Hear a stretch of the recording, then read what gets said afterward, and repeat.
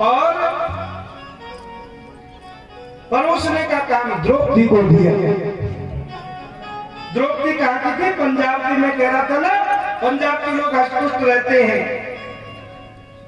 और भगवान कृष्ण ने कहा कि भैया सारा कार्य आप लोग बांट लो और जो कुछ सेवा में बच जाए उसको मैं करूंगा।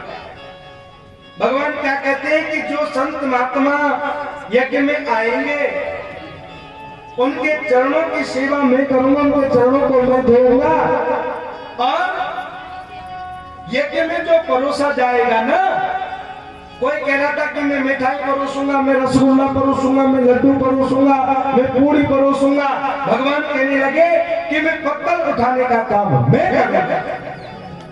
भैया जो पत्तल उठाने वाले मेरे कन्हैया यज्ञ में, तो क्या गीता गाए कृष्ण की कुछ महिमा कम हो जाती है?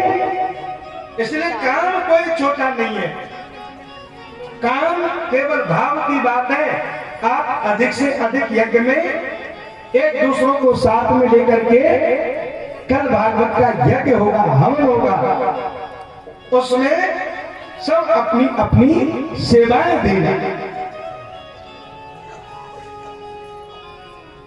और अब आ गई है कौन सी? सुखदेव जी महाराज वर्णन कर रहे हैं राजन।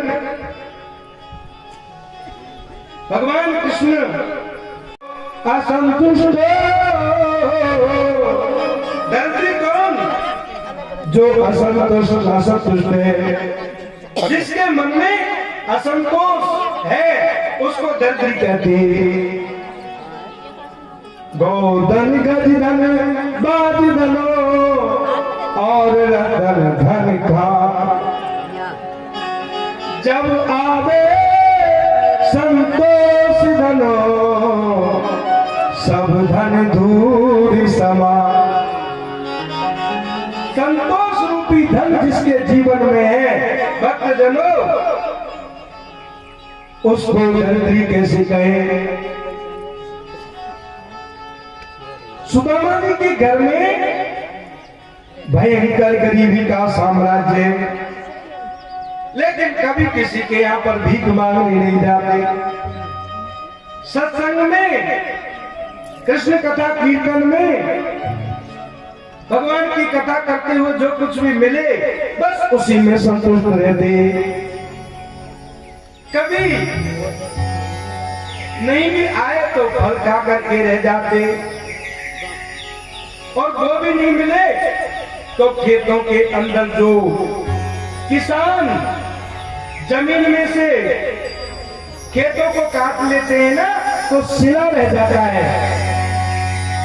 सिलोंग बत्ती से उस अनाज को खा लेते, धो करके पीस करके सुखा लेते, लेकिन किसी के घर भीख नहीं मांगी। लेकिन जैसा नाम है ऐसा काम सुशीला का है। सुदामा जी से बोली, सुनिए आपको मालूम है द्वारका के नाथ भगवान श्री कृष्ण है, वो आपके बचपन में सका है। कृष्ण केवल मेरा मित्र ही नहीं, भगवान कहने लगे वाह देवी आज क्या याद दिला दिया। अरे कृष्ण मेरे बचपन के मित्र ही नहीं, वो तो लंगोटिया यार है। दोनों एक संग रहते देवी, एक साथ पढ़ते थे, एक साथ खेलते थे। आजकल वे द्वारका के राजा हैं और मैं अपनी कुटिया का राजा हूं। सुदामा जी की पत्नी का सुनिए, क्या आपके मन में कभी अपने मित्र से मिलने का मन नहीं होता? देवी क्यों नहीं, मन तो होता है, लेकिन मैं वहां कैसे जाऊं बताओ? घर में खाने को कुछ है नहीं, मांगता कभी किसी से हूं नहीं।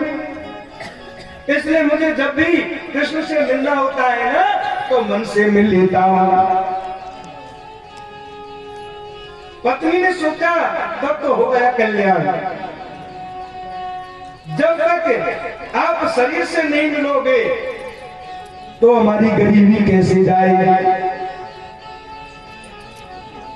मेरे पति तो कृष्ण को जब देखेंगे तो पता चलेगा कि मित्र के घर में कैसी गरीबी है। पत्नी ने कहा सुनिए, मैं अर्धांगिनी हूं, पति कितनी भी भक्ति करे उससे पत्नी पर कोई असर नहीं होता, लेकिन शरीर से यदि सत्कर्म पति करता है तो आधा फल पत्नी को मिलता है। एक बार आप मेरे कहने से द्वारकाधीश से मिलने के लिए जाइए। सुदामा जी बोले देवी जानती हो मैं मांगता किसी से नहीं, घर में कुछ है नहीं, मित्र के घर खाली हाथ भी तो नहीं जाना चाहिए, इसलिए मैं कैसे जाऊं।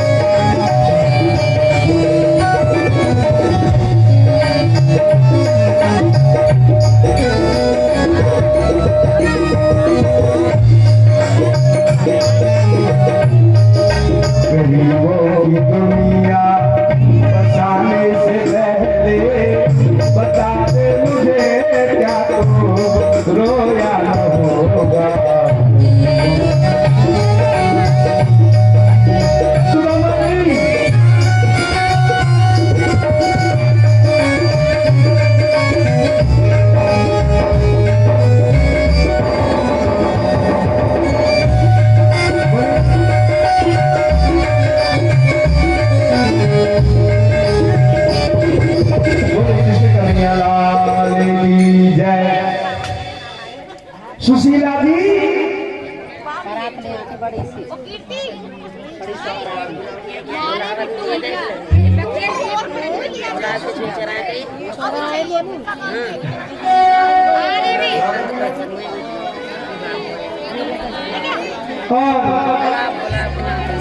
सुदामा जी के लिए सुशीला गई। अरे आज हमारे पति द्वारका को जा रहे हैं, यदि अपने घर के तंदूर चावल हो तो 2 मुट्ठी दे दो तो प्रसादी में लेके जाएंगे। देखो जो तंदूर लेकर के आए हैं ना वो सुदामा जी जा रहे हैं, उनको भेंट करनी है ना, अन्न वस्त्र तंदूर वो भेंट कर सकते हैं सुदामा जी के साथ में। कोई बहन तो मना कर देती है कि पहले का तो दिया रही और लेने आ गई। हरि कृष्ण कन्हैया जसोदा को छैया कृपा सिंधु करतार, बालापन के मित्र तुम्हारे उनकी ओर से मास्टर जी भागवत सम्मान करते हैं। बहुत बहुत धन्यवाद। भगवान चकाचक रखे। गोपाल जी महाराज, गोपाल जी तो कई नाम है ना, गोविंद प्रसन्न रखे। बोले विश्व कन्हैया लाल की जय।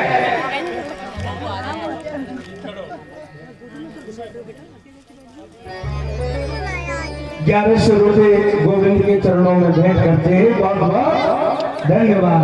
साथ में साफा बनाकर विदाई का कार्यक्रम सुदामा चंद्र के बाद से होगा, है ना। अब भगवान से मिलने के लिए सुदामा जी रास्ते में जाने लगे। तो कभी कभार दुबले पतले तो है और द्वारका नगरी दूर है, तो मूर्छित होकर के जमीन पर गिर पड़े। और थोड़ा सा आगे चले तो एक नदी आई। नदी को पार करना है। भगवान केवट बन करके भगवान कहने लगे, केवट बन के खड़े हैं और कहने लगे, अरे भैया कोई किसी को जाना है, किसी को पार जाना है। सुदामा जी कहने लगे, हाँ भैया हमको पार जाना है, आप उतार दोगे क्या? बोल उतार देंगे, हमारे को पार हाथ लगाने का काम ही है। कहने लगे कुछ है कि नहीं अंगूठी में, नाव की है ना, मजदूर देने के लिए है कि नहीं। बोले हमारे पास में तो एक घंटी है और एक छंटी है, अगर पार करो तो ठीक है, नहीं तो पधारो। भगवान कहने लगे केवट बन करके, भैया मेरे यहाँ तो नदी को पार करने के लिए कोई ब्राह्मण या कोई संत आने लगे और कहने लगे, आपस में बात करने लगे। कहने लगे महाराज आपको कहाँ जाना है। बोल मैं द्वारकाधीश जाऊंगा, द्वारका नगरी में द्वारका से मिलने के लिए। द्वारका में द्वारकाधीश मेरे मित्र हैं। अरे क्या द्वारकाधीश आपके मित्र हैं। वो तन पे नहीं लगता और चल दिए कलकत्ता है, पहनने के लिए तो कपड़े भी नहीं है। क्या द्वारकाधीश की मित्रता करना तुमसे पाया। तो मेरे सुदामा जी कहने लगे, मालूम क्या कहने लगे, अरे तू क्या जाने मेरे कन्हैया के बाप को, वो किसी के कपड़े नहीं देखता, किसी के रूप को नहीं देखता, किसी के धन को नहीं देखता। मेरा गोविंद तो देखता है कि भाव कितना है। मेरे कन्हैया तो केवल भाव देखते हैं। और जैसे ही नदी को पार किया, थोड़ा सा आगे चले तो मूर्छित होकर के सुदामा जी गिर गए। इतने में भगवान ने सोचा मेरा सुदामा पैदल चल के आए, ये अच्छा नहीं लगता। और मेरे गोविंद ने क्या किया, गरुड़ को भेज दिया और गरुड़ ही अपनी पीठ पर ले जाकर के और द्वारकापुरी में पहुंचा दिया। जैसे ही सुदामा को मूर्छा खुली और पूछा, भैया ये कौन सा गांव है। बोले द्वारका नगरी है। बोल द्वारकापुरी ज्यादा तो कोई दूर नहीं है, मैं सुबह का चला और आ गया। और जैसे पूछते पूछते भगवान के राज प्रसादों की तरफ में जा रहे हैं, वहां पर द्वारपाल बैठे हैं, भगवान के डोडीबान बैठे हैं और उनसे पूछ रहे, भैया मेरा मित्र है कन्हैया, उनसे मिलना है। लेकिन द्वारका में कन्हैया कौन के बातों यदुकुल कमल दिवाकर भगवान श्री कृष्णचंद्र महाराज, इतना बड़ा नाम है। द्वारपाल से कहने लगे, भैया हमको पार जाना है। अरे द्वारपालो कन्हैया से कह दो कि सुदामा गरीब आ गया है। अरे द्वारपालो कन्हैया देखो देखो ये गरीबी। फिर भगवान की तरफ में चला गया और भगवान के तीसरी मुट्ठी खाने लगे तो हाथ को रोक दिया और रुक्मणी समझ गई कि महाराज किरण कहीं आप समान कियो, तुमने इस गरीब को अपने जैसा कर दिया। क्या आप भिखारी होना चाहते हो। एक मुट्ठी खाने से एक लोग भी, दो मुट्ठी खाने से तीसरे लोग को भी दे दोगे तो हम कहाँ रहेंगे। फिर भगवान कहने लगे, देवी आज मुझे रोको मत। मेरा मन कहता है कि इस पवित्र अकिंचन दीनहीन ब्राह्मण जो बहुत पवित्र विचारधारा वाला है, मेरा मन कहता है कि सर्वस्व को अपना अर्पित कर दूं। भगवान खुश किससे हो जाते हैं, दो मुट्ठी चावलों से। पत्रम पुष्पम फलम तो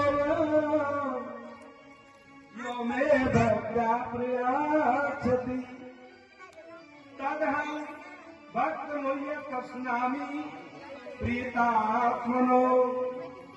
पत्र पुष्प से भगवान तंदुर से खुश हो गए। अब बाट भी कह रहे हैं और सुदामा जी के लिए भगवान ले आए ना सुदामा, तो बढ़िया सुंदर पीताम्बर पहनाया, खूब बढ़िया अच्छे कपड़े पहनाए, सेवा करी अच्छी तरह से। लेकिन एक रात्रि ही सुदामा रुके और दूसरी रात्रि यानी दूसरे दिन प्रातःकाल चलने के लिए तैयार हो गए। जाने लगे तो वो विपत्ति नहीं है जिसमें भगवान को भूल जाए, और वो संपत्ति नहीं है, वो विपत्ति वो संपत्ति नहीं है जिसमें परमात्मा को। इसलिए दुख और सुख में भगवान को सदैव याद रखना चाहिए। दुख में तड़पो मती, सुख में फूलो मती, दुख में तड़पो मती, सुख में। लगे भैया ये कौन सा गांव है? बोल सुदामापुरी। बोल सुदामापुरी तो मेरा ही गांव है, लेकिन ये तो हो सकता है मैं भूल से कोई मेरे गांव के चक्कर में कोई बड़े शहर में आ गया होगा, तो मेरे गांव का नाम सुदामापुरी थोड़ी है, शहरों का नाम भी हो सकता है। तो भैया वो सामने महल किसके हैं? बोलिए तो सुदामा के हैं। सुदामा जी कहने लगे मैं सुदामा तो मैं ही हूँ। अरे हो सकता है कोई मेरा ही नाम सुदामा थोड़ी होता है, कोई बड़े सेठों का नाम भी सुदामा हो सकता है। कहने लगे भैया ये सुदामा कौन है? ब्राह्मण है या कोई सेठ है बड़ा? बोल बड़ा सेठ नहीं है, वो तो ब्राह्मण है। वो ब्राह्मण तो नहीं हो सकता है, कोई मेरे जैसा गरीब ब्राह्मण नहीं हो सकता, कोई और ब्राह्मण बड़े पैसे वाले भी होते होगा कोई। बोल महाराज ये ब्राह्मण आजकल कहाँ है? बोलिए सुशीला जी। और कहने लगे आ जाओ महाराज, ये सब भगवान की ही गोविंद की कृपा है। सुदामा जी कहने लगे कौन? बोल ये आपकी पत्नी सुशीला। बोल सुशीला? अरे तो वो कौन देखो या चाणक सड़क की साड़ी है, इतना बड़ा श्रृंगार तुझे। बोल सब गोविंद की कृपा, द्वारकाधीश की कृपा है। सुदामा जी कहने लगे अरे देवी हे कन्हैया मैंने कम मांगा तुमसे इतना। देवी ये सब तुमको चाहिए थी संपत्ति, और मैं तो चला और एक पेड़ के तले सुदामा जी को भगवान का भजन करने मांगती है। लेकिन आपके जब जय जयकार होती है ना, तो हे गोविंद आप सबके बंधनों से छुड़ाते हैं। तो वेदों में भी निर्गुण निराकार भगवान की स्तुति करी है, और ये सुदामा चरित्र का प्रसंग आप सबने श्रवण किया। इसके बाद में भगवान को वैराग्य आने लग गया है। आइए हम भगवान को सुदामा चरित्र से, सुदामा जी के चरित्र में भगवान को विदा वैसे नहीं करते, क्योंकि जब तक व्यास मंच की सुखदेव विदाई नहीं होगी तब तक भगवान जाएंगे कैसे? भगवान तो गति पे रहेंगे। लेकिन इस वेश में बन करके आए हैं, इस वेश को बदलने के लिए प्रभु थोड़ी देर के लिए पधारिए और फिर आइएगा। कनिष्ठ हो जाएगा। अब महाराज मम्मा आ रही है। हाँ मुझे आशीर्वाद है ना राजा परीक्षित। और देखो सबसे पहले हमारे यजमान करेंगे आप दोनों, और इसके बाद में ग्रामवासी, परिवार वाले, ग्रामवासी, समस्त भक्तजन एक एक करके व्यास गद्दी पर आते आते और व्यास विदाई तक आते। ये आज एकादशी भी है भक्तजनों। ये माघ शुक्ला जो शुक्ल पक्ष में जया एकादशी, भगवान कहते हैं ये धर्मपुत्र माघ मास के शुक्ल पक्ष की एकादशी का नाम क्या है? जया। इसका महात्म पद्म पुराण में लिखा है।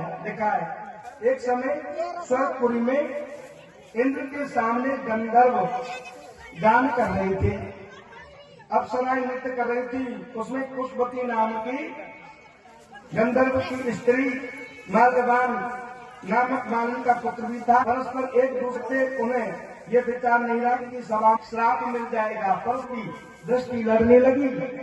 माल्यवान तो दीवाना, गाना भी भूल गया और पुष्पवती पगड़ी बनकर नाचने का तार भूल गई। देवराज ने देखकर क्रोध किया।